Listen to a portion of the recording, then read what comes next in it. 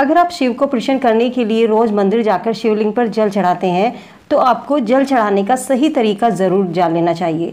सनातन धर्म में, शिव पुराण में और शास्त्रों में पूजा पाठ के कुछ विशेष नियम बताए गए हैं। जैसे सूर्य को जल अर्पित करने के कुछ नियम होते हैं, तुलसी पर जल चढ़ाने का तरीका होता है, तुलसी तोड़ने का सही समय होता है, सही दिन होता है। इसी तरीके से पूजा के समय कहा जाता है कि पूजा हमेशा सिर ढककर करनी चाहिए। भगवान को कभी भी टूटा चावल अर्पित नहीं करना चाहिए। ऐसे ही कुछ नियम शिवलिंग की पूजा के होते हैं, जिसमें शिवलिंग पर जल अर्पित करने का सही तरीका क्या है, आज की इस वीडियो में हम बात करेंगे। जय श्री कृष्णा, राधे राधे। मेरे YouTube चैनल सात्विक मन में आप सबका बहुत बहुत स्वागत है। ईश्वर से प्रार्थना करती हूँ कि आपके घर परिवार में सुख समृद्धि हमेशा बनी रहे। शिव की कृपा पाने के लिए पूरे नियम से, श्रद्धा भाव से शिवलिंग पर जल अर्पित करना चाहिए, क्योंकि भगवान शिव को जलधारा अत्यंत प्रिय है। नियमित रूप से जल अर्पित करने से, शिवलिंग पर जल चढ़ाने से श्रद्धालु भक्तों की समस्त मनोकामनाएं पूर्ण होती हैं। लेकिन क्या आप जानते हैं कि शिवलिंग दो तरह के होते हैं। एक आप जैसे कि स्क्रीन पे देख रहे हैं, एक शिवलिंग होता है डायरेक्ट जमीन पर रखा हुआ होता है, और दूसरा शिवलिंग जो कि डमरू के जैसी आकृति का होता है। जो शिवलिंग डायरेक्ट जमीन पर रखा होता है वो शिवलिंग शक्ति शिवलिंग कहलाता है, और जो शिवलिंग डमरू के जैसे आकार का होता है वो शिवलिंग हरि शिव यानी कि विष्णु शिवलिंग कहलाता है। डायरेक्ट सीधे ज़मीन पर शिवलिंग शक्ति शिवलिंग, जिस पर हम जल बैठकर चढ़ाते हैं। ऐसे शिवलिंग आपने केदारनाथ, बद्रीनाथ में देखे होंगे, जो कि सीधे ज़मीन पर होते हैं। लेकिन अपने घर में, आसपास में, मंदिरों में जो आपने शिवलिंग देखे हैं, ये होते हैं शिवलिंग विष्णु शिवलिंग, जो कि डमरू के आकार के होते हैं। और इन शिवलिंग पर हमेशा खड़े होकर जल चढ़ाया जाता है। शक्ति शिवलिंग जो कि डायरेक्ट जमीन पर शिवलिंग होता है, वो चाहे कितना भी ऊंचा हो, लेकिन उस पर जल हमेशा बैठकर ही चढ़ाना चाहिए।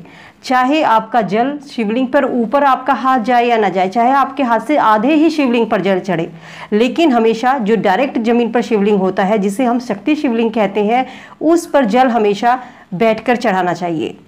दूसरा शिवलिंग भगवान विष्णु कमल पर शिवलिंग है, उस पर खड़े होकर ही जल चढ़ाना चाहिए। जल चढ़ाते समय ध्यान रखें कि दोनों पैर आपस में आपके जुड़े हुए ना हो। कहने का अर्थ ये है कि दोनों चरण बराबर रखकर जल नहीं चढ़ाना चाहिए। पैरों को थोड़ा सा आगे पीछे रखकर, एक पैर, दायां पैर अपना थोड़ा सा आगे रखिए और बायां पैर थोड़ा सा पीछे रखकर ही हरि शिवलिंग पर जल चढ़ाएं। जल चढ़ाते समय शिवलिंग पर दिशा का ध्यान रखें। शिवलिंग पर जब आप जल चढ़ाते हैं तो कभी भी पूर्व दिशा की ओर मुख करके जल नहीं चढ़ाना चाहिए। पूजा हम पूर्व की तरफ मुख करके ही करते हैं, लेकिन शिवलिंग पर जल हमेशा उत्तर दिशा की ओर मुख करके ही चढ़ाना चाहिए।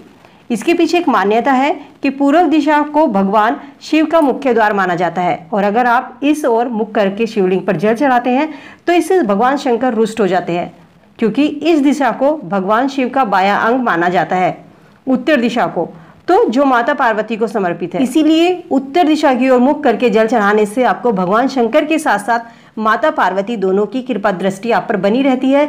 इसीलिए जब आप जल चढ़ाएं तो उत्तर दिशा की ओर मुख करके ही शिवलिंग पर जल चढ़ाना चाहिए। जल हमेशा तांबे के पात्र से चढ़ाएं। तांबे का पात्र, पीतल का या कांसे का, ये पात्र जल चढ़ाने के लिए सबसे अच्छा माना जाता है। स्टील के लोटे से जल नहीं चढ़ाना चाहिए। लेकिन ध्यान रखें, अगर आप शिव पर दूध चढ़ा रहे हैं तो लोटा स्टील का होना चाहिए। तांबे के लोटे में दूध ना चढ़ाएं, क्योंकि तांबे के लोटे में दूध विष के समान होता है। इसीलिए जब भी आप भगवान शिव पर जल चढ़ाएं, अगर आप सादा जल चढ़ा रहे हैं तो तांबे का, कांसे का या पीतल का पात्र होना चाहिए, और अगर आप दूध शिवलिंग पर चढ़ा रहे हैं तो स्टील के लोटे से जल चढ़ाना श्रेष्ठ माना जाता है। जल हमेशा धीरे धीरे शिवलिंग पर चढ़ाएं, यानी कि धार बांध करके शिवलिंग पर जल चढ़ाना चाहिए। शिव को जल धारा अत्यंत प्रिय है, इसीलिए कहते हैं जल में धार बनाते हुए धीरे धीरे जल अर्पित करें। धीरे धीरे पतली धार अगर आप शिव पर चढ़ाते हैं तो शिव की विशेष कृपा दृष्टि आप पर बनी रहती है। भगवान शिव को जब हम जल अर्पित करते हैं तो उसमें पुष्प, अक्षत, रोली कुछ ना मिलाएं। भगवान को जल हमेशा खाली अर्पित करना चाहिए। उसमें मीठा आप मिला सकते हैं, लेकिन पुष्प, अक्षत, रोली कुछ भी आपको नहीं मिलाना चाहिए, क्योंकि इन सब चीज़ों को मिलाने से जल की पवित्रता, जल की शुद्धता समाप्त हो जाती है। अगर आप बेलपत्र, अक्षत, पुष्प, रोली वगैरह चढ़ाना चाहते हैं तो पहले इन चीज़ों को चढ़ा लीजिए, उसके बाद आप शिवलिंग पर धीरे धीरे पतली धार से शिवलिंग पर जल चढ़ाइए। तो ये शिवलिंग पर जल चढ़ाने का सही तरीका होता है। तो अगर आप भी नियमित रूप से शिवलिंग पर जल अर्पित करते हैं और भगवान शिव की कृपा दृष्टि आप पाना चाहते हैं तो यहाँ दी गई बातों का आप जरूर ध्यान रखें।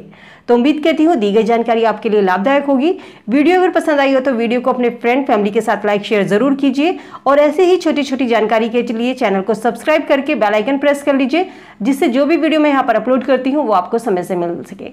चलिए मिलती है नई वीडियो में नई जानकारी के साथ, तब तक के लिए जय श्री कृष्णा, राधे राधे।